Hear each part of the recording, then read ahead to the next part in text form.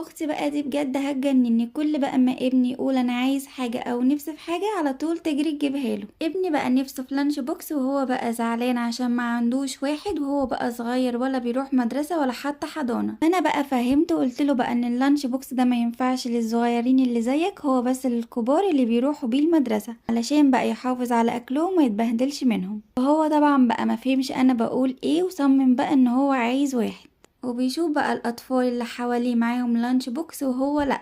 المهم بقى ان انا كنت بحاول افهمه بقى واقنعه بطريقة تانية. اختي بقى اتدخلت وقالت له بقى انت عايز ايه؟ قال لها بقى انا نفسي في لانش بوكس. راحت بقى خدته بكل سهولة وبكل هدوء، ونزلوا بقى راحوا جابوا واحد. المهم بقى ان انا فهمتها وبقول لها ان ده غلط، مش كل حاجة هو عايزة نجيبها له، لازم بقى نفهمه ان كل حاجة بقى وليها وقتها. قالت لي بقى لا انا ما عنديش بقى الكلام ده، هو طالما عايز حاجة انا لازم اجيبها له على طول. وانا بقى مش عارفة ده صح ولا غلط.